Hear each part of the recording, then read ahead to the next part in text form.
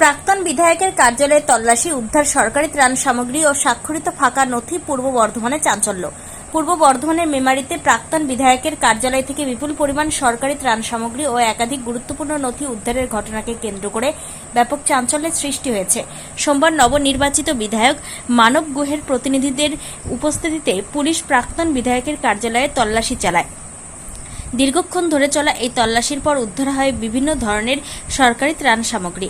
উদ্ধার হওয়া সামগ্রীর মধ্যে রয়েছে ত্রিপল, শিশুদের পোশাক, শাড়িসহ একাধিক ত্রাণ সামগ্রী, যা সাধারণ মানুষের জন্য বরাদ্দ ছিল বলে জানা গেছে।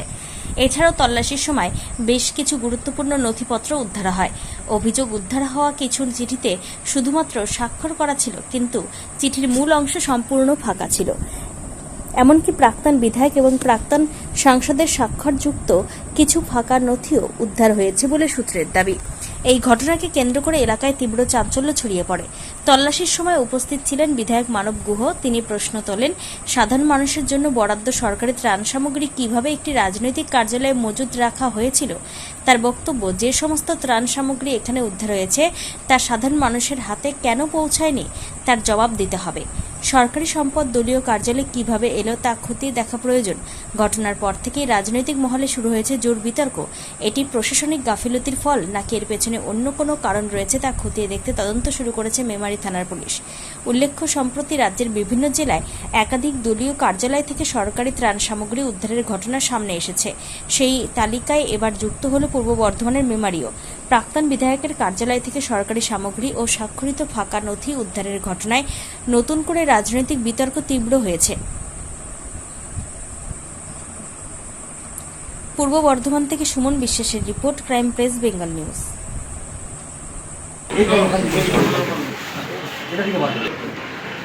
তন্তুজা থেকে এসছে সরকারি মাল।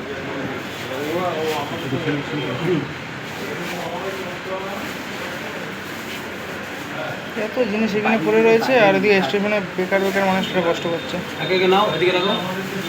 এদিকে প্রচুর পরিমাণে খাবার আছে, চাদর আছে, শাড়ি, প্রচুর পরিমাণে শাড়ি রয়েছে।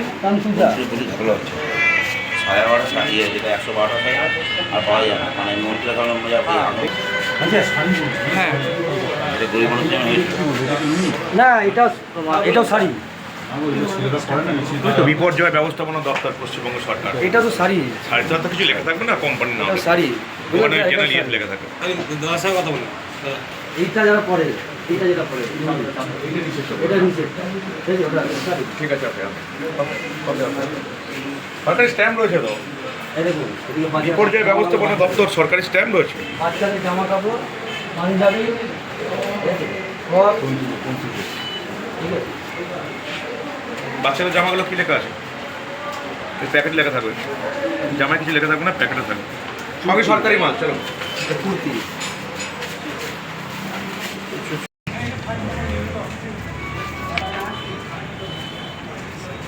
গভর্নর, রাজ্যপালকে চিঠি দেওয়া হবে, প্রাক্তন বিধায়কের সই রয়েছে, অর্থাৎ রাজ্যপালকে যে চিঠি দেওয়া হবে সেটাও তৃণমূল ঠিক করে দেওয়া হবে, পুরো ফাঁকা প্যাড।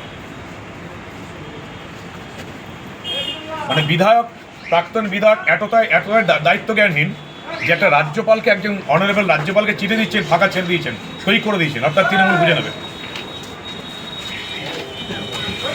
আর কি দেখাবো আপনাদের? প্যাডে সই করা, একটার পর একটা প্যাডে পুরো সই করা, তৃণমূল বুঝে নেবে।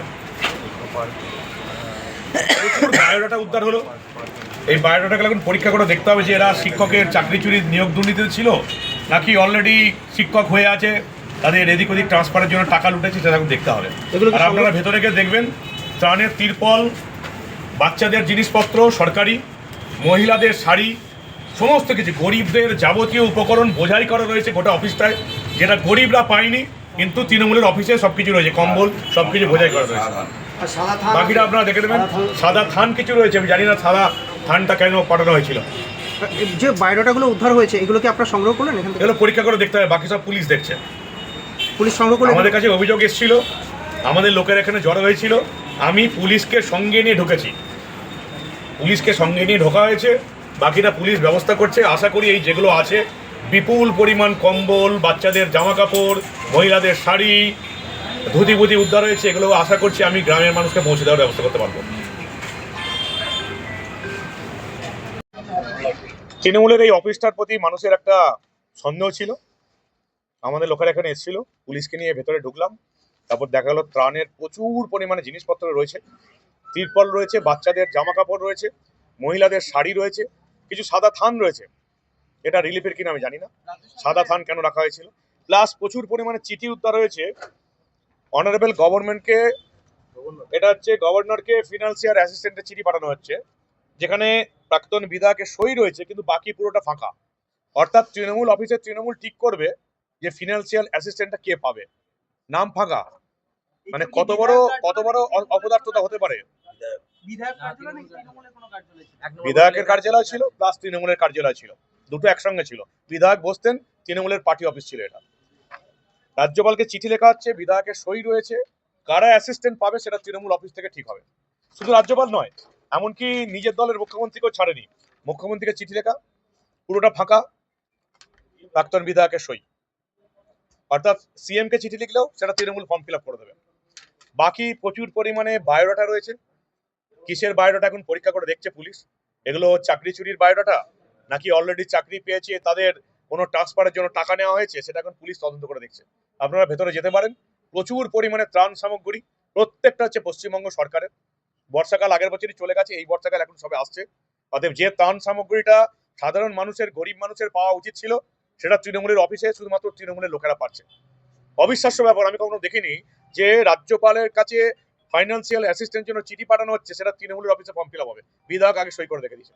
মুখ্যমন্ত্রীর কাছে চিঠি পাঠানো হচ্ছে, বিধায়ক আগে থেকে সই করে রেখে দিয়েছে। শুধু বিধায়ক নয়, প্রাক্তন যারা এমপি এমএলএ ছিলেন তাদেরও সই করা কাগজপত্র এখানে রয়েছে। অর্থাৎ তৃণমূল অফিসে ফর্ম ফিল আপ করে তৃণমূল ঠিক করবে যে রাজ্য সরকারের সাহায্য কারা পাবে। অবিশ্বাস্য ব্যাপার। আমি ভাবতে পারছি না তৃণমূল দলটা এতটা নোংরামির মধ্যে দিয়ে গেছে। পার্টি এবং সরকার একটা অফিসেই চলতো।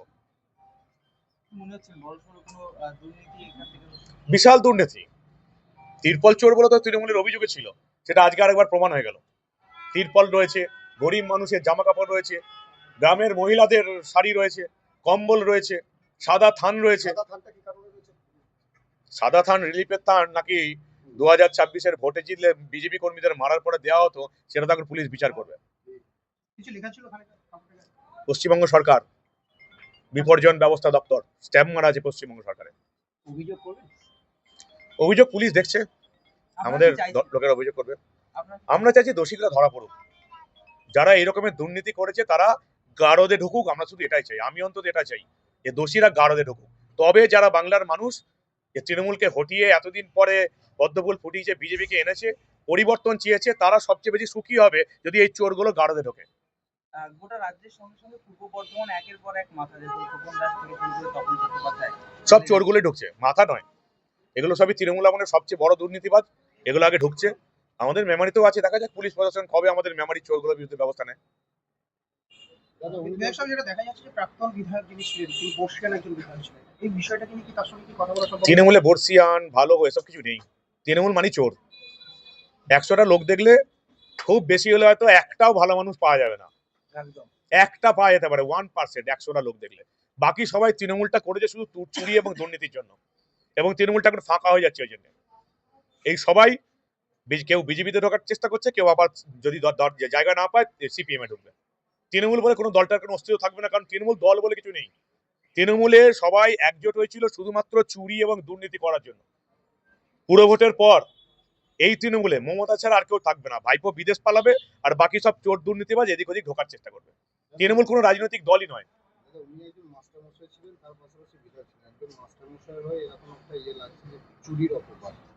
অপবাদ আপনারা চেক করে দেখুন, অফিস খোলা আছে, আপনারা যান, আপনারা সিদ্ধান্ত নিন। পুলিশকে কেন সিদ্ধান্ত নিতে হবে, বা বিধায়ক কেন বলবে, বা বিজেপির কেন কেউ বলবে?